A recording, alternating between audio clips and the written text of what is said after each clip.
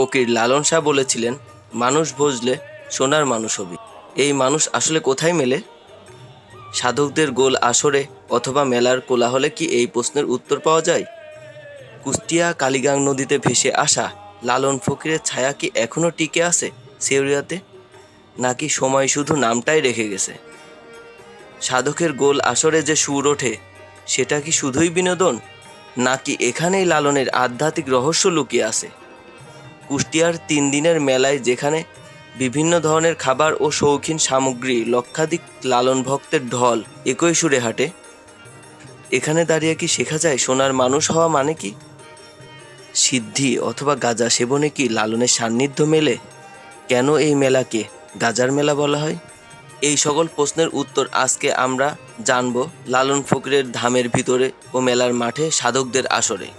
আশা করছি এই সকল প্রশ্নের উত্তর খুঁজে পাবো এই ব্লগে। আমরা ফুল চলে আসলাম ব্লগটি দেখতে চাইলে ডিসক্রিপশন লালন বক্সে দেওয়া মাজারের ইউটিউবের মেন লিংক ফটকের ক্লিক সামনে। করুন। চ্যানেলটি সাবস্ক্রাইব করতে ভুলবেন না।